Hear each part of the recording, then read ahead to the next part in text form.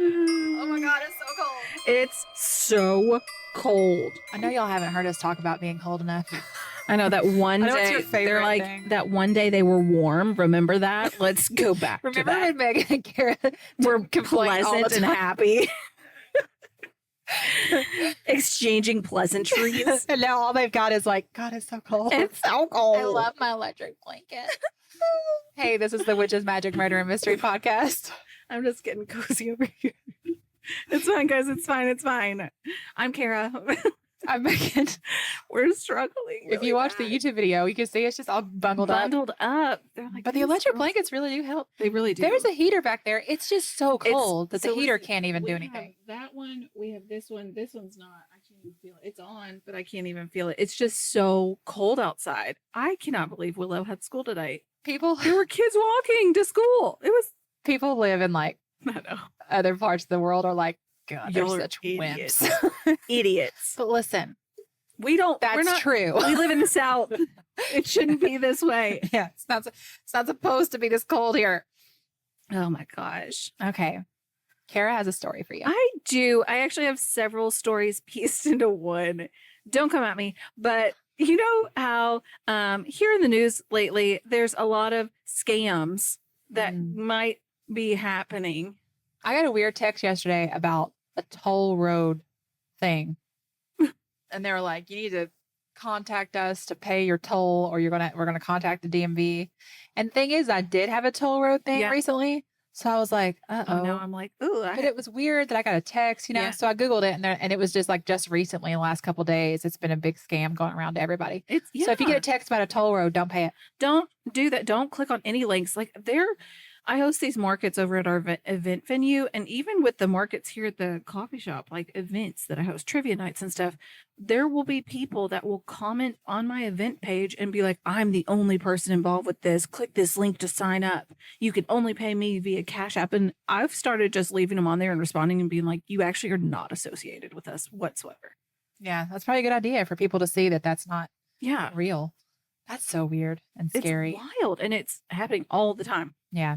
Well, just like now on any event thing, you'll see comments where people are like, "Oh, I'm not going to use my tickets. Anybody want my Yeah. tickets?" And it's like an event that there aren't even tickets Right? for. Oh, you the know? Taylor Swift thing was huge. Yeah. So many scammers.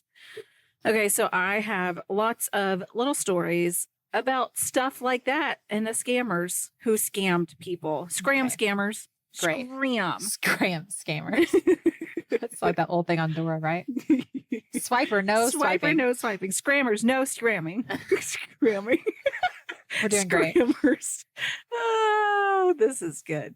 Okay, the aristocrat who vanished and the butcher who took his place. Nice. Mm-hmm.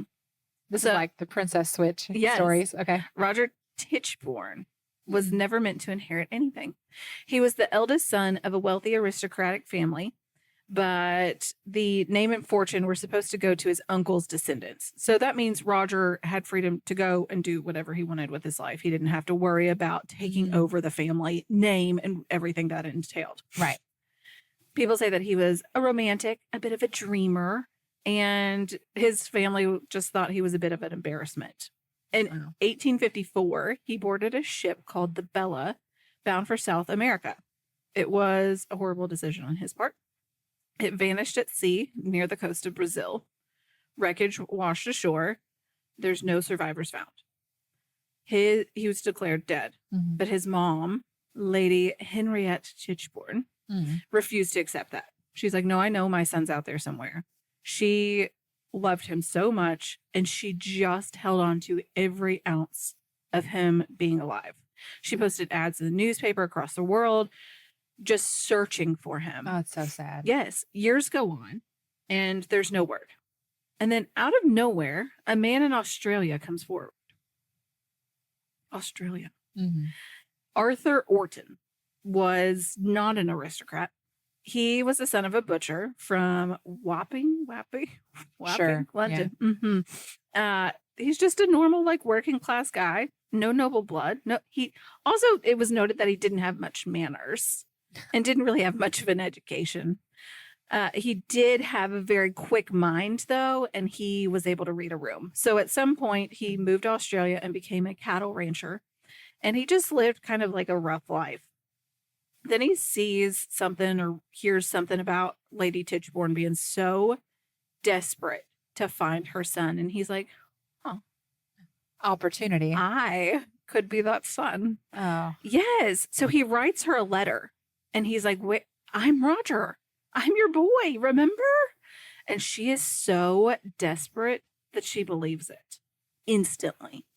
Just the idea that someone would pounce on someone that vulnerable over like their dead child. Yes. Or missing child. At Right. least. Like, just what kind of person are you? Right. So Roger had been slim.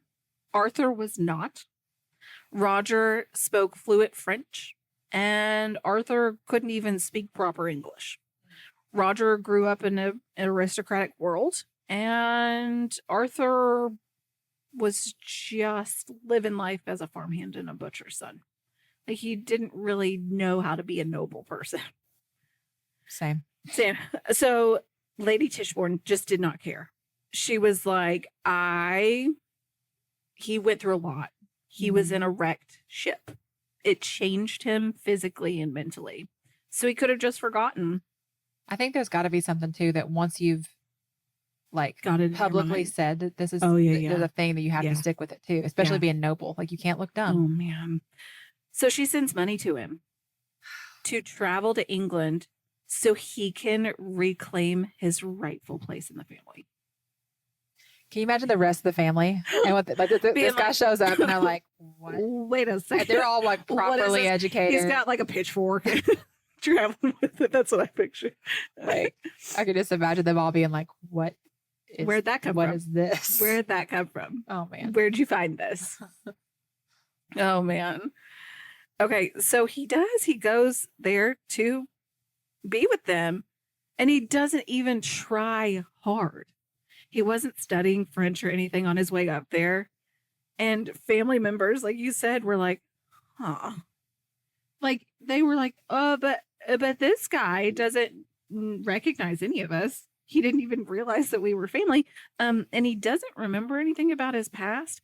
And he's mispronouncing our last name. What, his own last name? Yeah. What how old was he when he Oh, sorry. I'm just trying to picture. I don't have that on here. Oh. I just wondered if he was like a child or an adult. You know? Like, how long has it been I since think he's an adult. The way that it sounds. when he disappeared? Yeah. Okay, so he's mispronouncing the last name, but some people are so into the mother believing it that they're believing it. She welcomes him. She introduces him to their community. She gives him access to family money. Yeah. But like I said, several people were not convinced. And Roger's, like the real Roger's cousin and friends that were with the, the real Roger before he left for his trip were saying, this dude's a fraud. Like, this is absolutely ridiculous. He refuses to speak French. He said he forgot it. He couldn't recall any childhood memories. He spoke it fluently, right? Yeah. He couldn't remember the layout of the family estate. And handwriting experts compared his signature to the real Roger's, and they're like, this is absolutely absurd. Like, what are you doing here? Like, this doesn't even, there's nothing similar. And he knew, like, he found out being with the family that this estate is worth millions. And he's like, hey, I know it's supposed to, like, I guess he didn't know that it was supposed to go to the uncle or whatever. So he's like, I'd like my inheritance, please. I would like a cut of this. So I'm going to sue for the claim. Wow. Yeah, this little farmer. I just looked it up. He was 25 when he disappeared. So he lived his 25 years. Yeah. Like, Yeah, he wasn't a baby. He wasn't. no, like a it's not like teen. he was a real young Yeah. child who doesn't remember. Right. Okay. Yeah, he lived long enough to have memories that stick. Okay, so they go to trial. There's a court case involved. This trial is one of the longest trials in British history. It lasted 188 days. His defense team And thousands of people rallying behind him were like, we feel you. It's going to be okay. We're going to get you what you need. You are a part of this family. Oh my God. But here's evidence against him. Witnesses exposed him. Childhood friends, old tutors testified that this wasn't Roger. Family doctor who had treated Roger for an injury while he was a child asked him about it. And he's like, I don't know what you're talking about. That never happened to me. Like, just straight up is like, no, I don't remember that. He's not even very good at this. Like, what if it was like or breaking he your is good at finger? it because Like, apparently people yeah. remember, or apparently people believe him. But Yeah. And then, like I said, the handwriting expert, they were like, no, that's not him. That's not him at all. And then the real Roger's uncle and cousins were fighting so hard that they hired private investigators to track down his real past. And they did. They find records of Arthur Orton's time in Australia. And they were just like, look, this dude has nothing to do with our family. And Roger's, oh no, did it turn off? Oh no. Oh gosh, we're back up. my heat blanket went off. Okay. So they were just like, where are you getting this, sir? Like, what is happening here? And his lawyers were like, listen, there was so much trauma from that shipwreck. He just changed. Okay. It's just like, he's a hero. No. He has solved this problem. But the jury was like, that's not him. Yeah. So he was sentenced. Some of the articles I read said 10 years, some said 14 years in prison, depending on which article it was. And he just wasn't really supported after that. Well, And yeah. the mom died, Oh. and she never really got to meet her real son. Once he was in prison, though, he finally confessed, but then he took it back. Said he was too pressured. And then he wanted to sell his story by writing letters from prison, saying that he was actually Roger. I mean, that's what I was thinking when he first popped up, is like, wouldn't it be easy to just kind of start talking to people that knew him Yeah. and trace his life backward Right. and be like, Huh. these are your parents. Even if your parents are this is dead, where you these went people to knew school? your parents. Yeah. That's your actual doctor. It just seems Yeah. Oh my gosh. terrible. All right. William Cheloner, counterfeit king. Cheloner. From the 1600s. Oh, wow. Yeah, you just wait. He was born in England around 1650. He didn't come from money. He wasn't some like nobleman's son. He didn't have an inheritance like the person before. He comes from nothing. And he was pushed into an apprenticeship to just learn the family trade. It was metalworking. And he's like, I'm going to learn some skills. He uses this opportunity as a teenager to experiment with some fake coins. As he gets older, he's like, I'm not making any money in the family trade. I gotta do something else. What if I can just make money out of thin air? I just want to make some money, like literally. I make am literally going to the make money. money. I am really good with this metalworking, and I'm not getting paid what I think I should. So in the late 1600s, London was kind of a mess. It was expanding rapidly. Crime was everywhere, and counterfeiting was already out of control. Like, people were already doing it. So it's not like he was brand new to this. There was no real like centralized banking system like we have now. Thanks So, to Hamilton, yeah. by the way. Beautiful. Can't break that like they tried. So people were just at this point hoping that the coins that they get are real, hoping that people are honest about it and the way that it's passed around. I know that's wild. It is wild, but I mean, We have to mark on larger bills yeah, to make sure that they're real. yeah. So I don't know. So he sets up a secret workshop, gets his hands on forging tools, and starts producing fake coins. And they're not sloppy. He's really, really good at it. So good Wow. that no one was able to tell the difference. And he wasn't just like a small time forger. He was flooding the town with his fake monies. And he didn't stop. Well, because if you have that much out there, it'd be hard to tell, right? Like, it'd be like, Mhm. which ones are the real ones now? Yep. It's kind of brilliant, actually. Yes. And he started distributing them through the underground markets.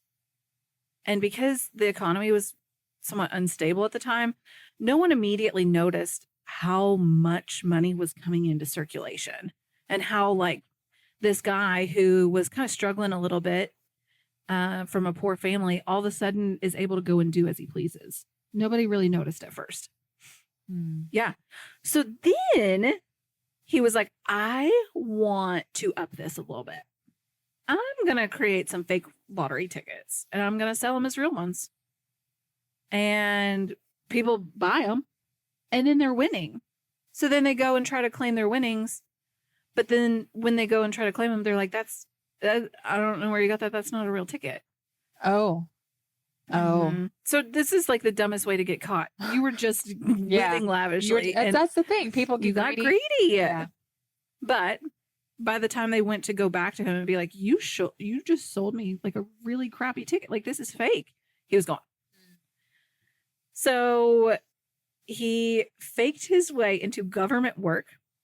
He poses as an anti-counterfeiting expert and tries to get hired at the Royal Mint. Wow. Yes. He tells officials that he could help catch counterfeiters when he was the counterfeiter. Like, he's just trying to figure out a way to, Yeah. And he'll never point the finger at himself. He said for a while they started to believe him. They said that, or he said, the article said that he almost got inside the mint itself. Wow. And he could have had access to all these printing presses, like real coin molds. So listen to this. This is my favorite part of the story. This is why I added it in here. There's no like murder or anything, but the head of the Royal Mint at this time, Isaac Newton. He's not just a scientist. I just hope you all on the YouTube can see Kara's face. I love this Isaac Newton. Can you imagine? Like, that is wild to me. Yeah. He had become the warden of the Royal Mint, which meant his job was to hunt down counterfeiters. And they said that he took his job seriously. And they said that he wasn't like the calm Newton that we're thinking of. Like, he was serious about his job. I guess I've never. And he was a ruthless investigator. I know. Like, is he calm? I don't know. I don't know. He's a scientist. So he went full detective mode on him. He investigates. He sends spies to the criminal underground, and they pretend to be counterfeiters too to get evidence against him. And then they use handwriting analysis to compare fake documents to real ones. He interviews over 100 witnesses, and they track down his financial transactions. Like, they did deep dives. Wow. Yeah. I feel like you don't want Sir Isaac Newton to be investigating you. You know what I mean? Yes. I feel like he would be relentless. Yeah. Once he's made up his mind, he'd be like, oh, yeah, I'll get you. Yeah. You're not going to pull one over on me, no, sir. Sir, I got this. I got this. And so he did. He puts together this case and has a ton of evidence, and they arrest him. Yeah. They put him in prison, and he was just like, they're not going to get me on anything. They can't find anything. Okay. He continues to lie. And when the trial starts, he acts like he's got nothing to worry about. He tries to play the victim. He claims he was set up and the real criminals are trying to frame him. And then Newton's like, oh, buddy, I've got witnesses. You must not know about me. He's like, I've got witnesses, I've got spies, and I've got documents. Sir Isaac Newton. Yes. So he panics and he tries to bribe the officials.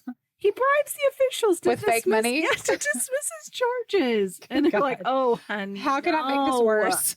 Yeah. He writes a desperate letter to the court saying he was innocent and just a humble tradesman. It didn't work. No. He was sentenced to death. No, okay. Yeah. So that was him. Isaac It is Newton was interesting like, that he was sentenced to death for that. Mhm. He didn't kill anybody. No. But treason. they don't mess around in the 1600s. My gosh. It's a dark time. Newton got him. Okay. Madame Rachel, the deadly beauty scam. Mm-hmm. This one's actually scary. So Sarah Rachel Leverson known as Madame Rachel, was born in 1814 in London. She came from a poor working class Jewish family, and she had somewhat of a rough life. She was, they said she was smart, and she was another person who was just like, I've got to figure out my own life. I've got to figure out how to make income. Yeah. And make ends meet. She's a go-getter. Mm-hmm. Got it. And she didn't care if she had to lie or cheat or manipulate her way to doing this. Oh, Yeah. that's not okay. Uh-huh. We do know from some articles that she was a fortune teller. She was a street vendor and maybe a thief. She was arrested multiple times for small crimes, and she always got away with it. She was just like a little slap on the wrist. In the 1850s, she was like, I am getting into the beauty business. I know my calling now. Okay. I'm like an influencer before influencers existed. Mm-hmm. This is what she did. So women at this time, and they still are, were obsessed with looking young. And they didn't have Botox back then. They didn't have all the surgeries, the creams, the powders that we have. So they used powders, creams, and dangerous lead-based makeups to keep their skin pale and wrinkle-free. And she's like, I'm going to make my own. Oh, no. I've got this. She had built an empire by 1860s. She opened a luxury beauty salon in, I think, Mayfair, London, and it was just exclusively for the rich. If you got money, come see me. I have got a product for you. And she really wanted those desperate women who were getting older and their men's eyes were wandering to the younger ladies. She's like, you come see me. She had a cream called Madame Rachel's Magnetic Rock Water for the preservation of beauty.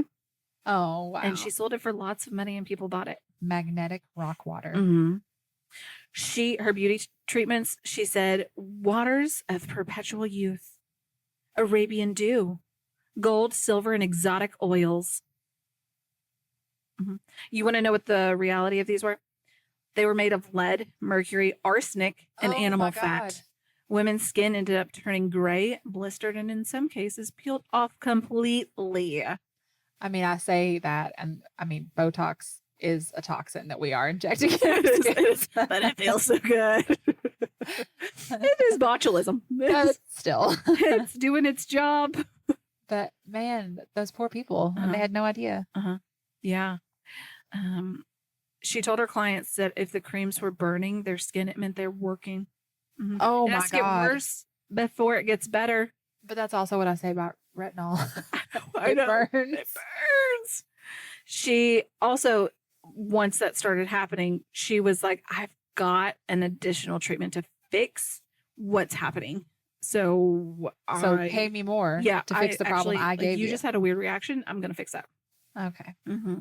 And she said that only she had the knowledge to keep these women youthful. Women spent thousands of pounds, which is the equivalent of what, millions today? And it's impressive that she was able to like convince people that they should trust her, right? Yeah. It's like, what's her? Yeah. Why? Yeah. So, you know, when you're in like a salon and you're just chit chatting, like I had this happen to me so many times when I was doing tattoos. Like people will just tell you anything and everything about their life because they're laying vulnerable on a table. This happened to her. People told her anything and everything. So when these people found out that this is what was happening and she's, injuring them and maiming them, they were like, we're not your customers anymore. We don't want to be using your product and we're really angry with you. She's like, oh, remember, I know your deepest, darkest secrets and I'm just going to tell on you. Oh my God. Mm-hmm. Wow. Yep. She knew that her clients were having affairs, hiding debts, involved in scandals. And she literally kept records of everything. So whenever a woman tried to stop paying her for products, she threatened to expose them. She said she was going to tell the husbands that their wives were out spending outrageous sums behind their backs. She exposed secret love affairs and she blackmailed clients into taking out massive loans to keep up with their payments. So it was like a monthly subscription thing. I'll keep your secrets for a Yes. monthly fee. Yeah. So some women are financially ruined, some had their marriages destroyed, and some are humiliated because they're physically no Yeah, they're longer the same. They're disfigured. just, yeah. So they leave town. But one victim was just like, I am so over this. Lady Lonsdale. Yeah, girl. She had actually been one of her most devoted clients, it said, and she spent a small fortune on treatments. And she was like, I've been bamboozled. I'm not going to pay you anymore. And she started blackmailing her. She threatened to ruin her reputation if she didn't hand over more money. And she goes to the police. Mm. She files charges. That's what you got to do. Yeah, she accused her of fraud and extortion. And once she spoke out and people found out about that, others followed suit. And they go to trial. Tons of people are there. And, you know, because she's built this reputation among like the most elite in town. Like these ladies were like, wait a second. And then people are testifying her against her that she thought were like her loyal clients. And this is all exposed. The jury doesn't take long. And she's guilty of fraud and extortion on multiple charges and sentenced to 5 years of hard labor in prison. Wow. She tries to play the victim. She claims she had done nothing wrong. No one believed her. So they send her to work. Wow. Mm-hmm. She died behind bars in either 1878 or 1880, depending on the article I read. And her empire just collapsed. So see, it just took one person having the courage to like risk it all by speaking up, you know? Yeah. To give everybody else that kind of courage. Yeah. Just remember that. Yeah. I have several more, but I'll cover them on a Patreon episode because there's somewhere someone tried to sell an Eiffel Tower. Sell the Eiffel Tower? Yeah. Wow. Yeah. All right. Thank you so much. Yeah, you're welcome. We appreciate, well, I appreciate you. Yeah, and we I appreciate appreciate you, Everybody. listeners. Yeah. If you haven't taken the time to leave a review lately, we'd really appreciate it. Mm-hmm. Can I say appreciate again? I would like to stop. I would appreciate it saying if that. you would appreciate us more by saying how appreciative you are of the appreciation that we're shown. Thanks for that. I appreciate it. I love you so much. Goodbye. Goodbye.